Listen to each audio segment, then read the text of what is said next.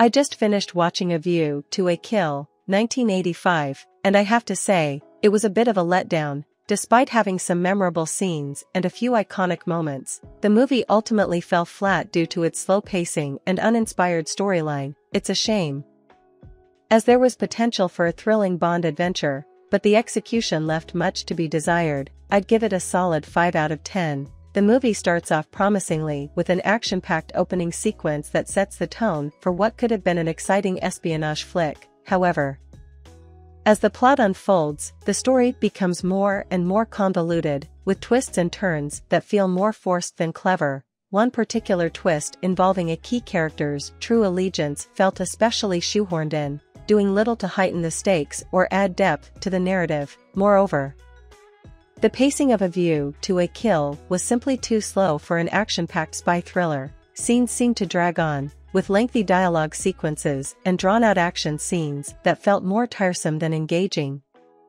This sluggish pacing made it difficult to stay invested in the story and left me checking the runtime more than once. That being said, there were a few redeeming qualities to the movie. The performances were generally solid, with Christopher Walken delivering a delightfully sinister portrayal of the villainous Max Zorin. Additionally, the iconic scene at the Eiffel Tower was both visually stunning and thrilling, providing a brief respite from the otherwise plodding pace of the film. In conclusion, while A View to a Kill had its moments and a few standout performances, it was ultimately bogged down by a lackluster story and slow pacing. It's certainly not the worst Bond film out there, but it's far from the best. If you're a die-hard 007 fan, you might find something to enjoy here, but for casual viewers, I'd recommend giving this one a pass. I just finished watching The Living Daylights, 1987, and I have to say, it's a decent addition to the Bond franchise. It's not without its flaws, but it does have some strong moments that make it an enjoyable watch. I'd give it a solid 6 out of 10.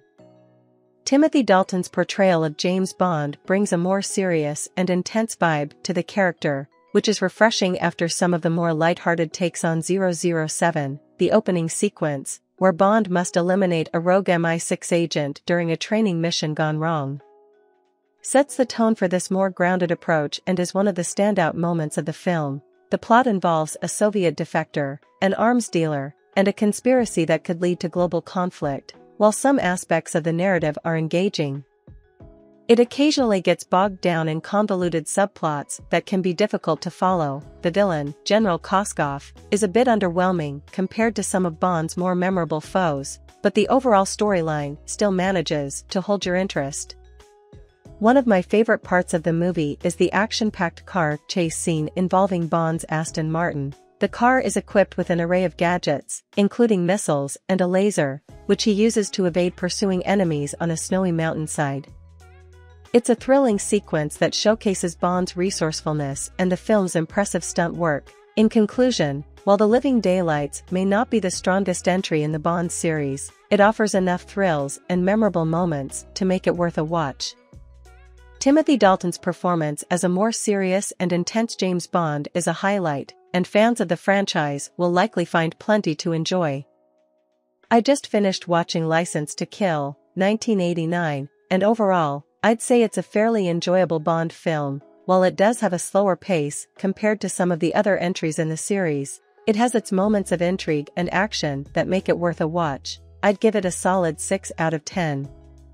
License to Kill marks Timothy Dalton's second and final outing as James Bond, and his portrayal of the character continues to bring a more serious and intense vibe. The film starts off strong, with a thrilling sequence involving Bond and his friend, Felix Leiter, capturing a ruthless drug lord, Franz Sanchez, on Leiter's wedding day. The plot revolves around Bond seeking revenge for a brutal attack on his friend Leiter and his new wife. This personal vendetta leads Bond to go rogue. With his license to kill revoked by MI6, he becomes a one-man wrecking crew, taking down Sanchez's drug empire piece by piece. The storyline is engaging, albeit a bit slow at times, but it allows for some interesting character development for Bond. One of the most memorable parts of the film is when Bond infiltrates the drug lord's operation and sabotages a massive tanker truck filled with drugs. The ensuing chase scene is intense and filled with spectacular stunts, as Bond narrowly escapes multiple attempts on his life by Sanchez's henchmen. In conclusion, License to Kill is a solid Bond film that showcases Timothy Dalton's unique take on the iconic character, while it may not be the most action-packed entry in the series. It offers an engaging plot and some memorable moments that make it worth a watch. Fans of the franchise and those looking for a more grounded, serious portrayal of James Bond will likely appreciate this film. I just finished watching Octopussy, 1983, and overall, I found it to be a reasonably entertaining Bond film. The movie has its moments of action, and the story is engaging enough to keep viewers interested. I'd give it a solid 6 out of 10. Roger Moore returns as James Bond in this installment, and his charm and wit are on full display. The plot revolves around Bond investigating the murder of a fellow agent, which leads him to uncover a plot involving the smuggling of priceless jewels and a plan to detonate a nuclear device at a U.S. military base in West Germany. The film is a mix of action, suspense, and humor, with some standout scenes that fans of the series will appreciate. Bond's infiltration of the villain's island, disguised as a crocodile, is both thrilling and amusing, while a high-speed chase with Bond on a horse-drawn carriage pursued by a car is another memorable moment. One of the highlights of the film is the climactic showdown between Bond and the villain, Kamal Khan, played by Louis Jordan. Their battle takes place on the roof of a moving circus train, culminating in a tense moment where Bond must defuse the nuclear bomb before it's too late. While Octopussy may not be considered one of the best entries in the Bond franchise, it does offer an engaging plot and some memorable action scenes that make it worth a watch.